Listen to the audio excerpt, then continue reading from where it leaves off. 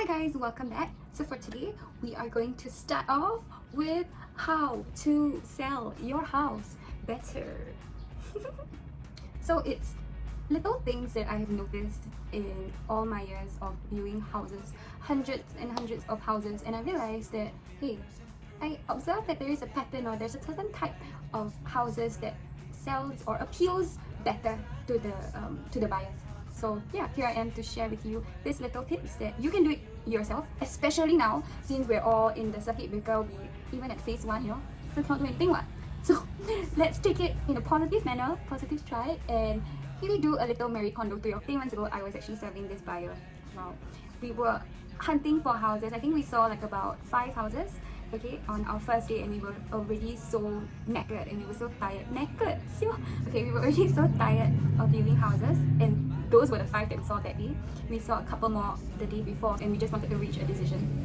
The buyers told me like, okay, I have seen enough houses. So all of these emotions, and then we went to this house, and wow, the house. Buyer was like telling me, Myra, I want this house. Okay, of course they didn't tell me in the house because they know how to behave now. Like, Myra, this is it. This is the house that we want, and let's go for it. So let me tell you a little bit about the house. This house was on the 3rd floor.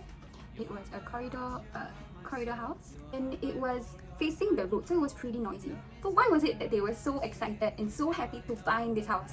Because of the experience that they felt in the house itself. So the house, when you come in, you are welcome with classical music, candle, the smell of lavender. It was whitewashed walls, the couch, everything was so clean and neat. The dining table, it was set. It's really, the ambiance is there. It's really like, wow, I feel at ease. This looks like an IKEA show flat. I mean a showroom, and I'm here for it. I love it. But of course, that is the point of the buyers. When I saw this straight away, I'm like, oh, magnifique. They did the staging well. So important to sell this out there. It's about creating the best, should I say illusion? It's a bit like gimmicky, okay? To create the best image, the potential that your house can bring. It's about enhancing the positive aspects of your home. So the first tip is paint your walls. Paint your walls white. I understand white might not be your favorite color, pink might be your favorite color, yellow might be your favorite color, but we are aiming for mass appeal.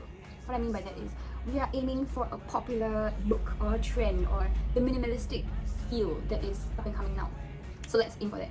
So painting your walls white will give it the illusion of a bigger space, a more clean look, a more, like when a house feels bigger, you feel more at ease, at home, like, okay, I feel more relaxed because it looks so neat, it looks so clean. And yeah, so the second tip,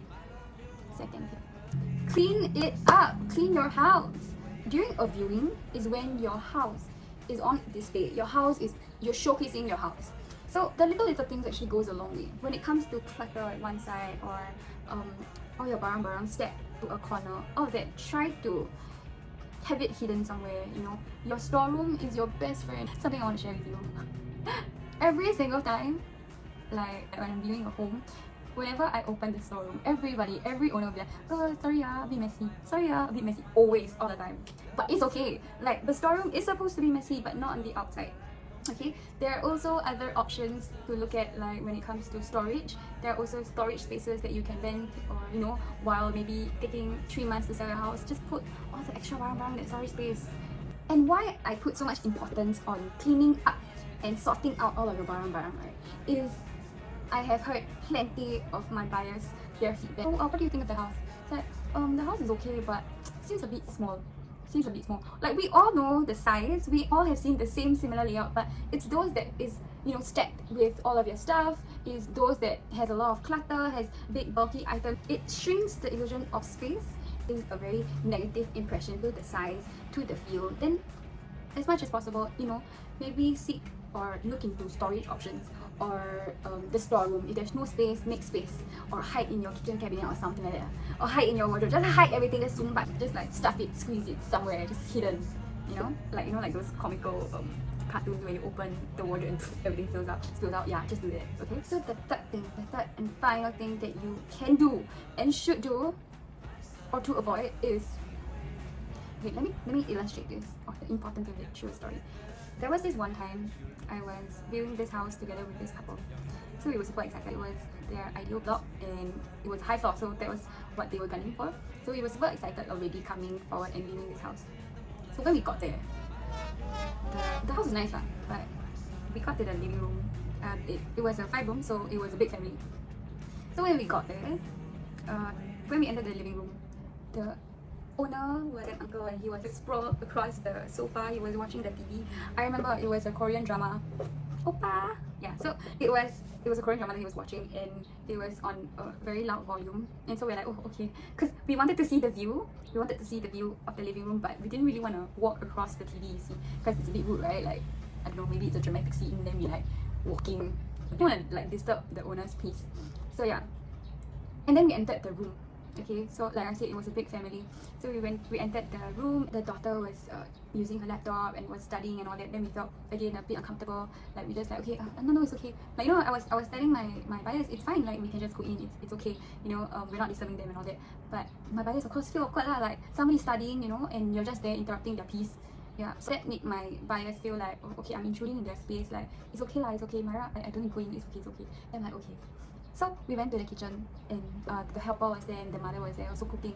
So in every single room, like we didn't feel like we felt like we are just intruding in their private time, in their free time and all that. So it's that, you know, like even if we wanted to see the house, we didn't really get to fully experience the house, the whole space, because we were always just walking into people's rooms, or we were already in a room where there were just enough people, and it just felt very intrusive. It just felt like okay, I'm interrupting their TV time, or we are interrupting their study time. So we didn't leave the house fully experiencing the home. So that brings me to my third tip, which is, if it's possible, if it's really possible, try to leave your house. Okay, if you're trusting your agent or that, try to give them about 10 minutes or 5 minutes, you know, or maybe just 15 minutes, I don't know, discuss it with your agent and try to have all of your kids and yourself as well as the owner to leave the home. Why that would actually be beneficial for you? Firstly, the agent actually gets to explain the house better and more comfortable because you're not around, you know, to like listen and like, is she saying the right thing or not? It's something like that, you know. The agent won't feel so pressured with you being there.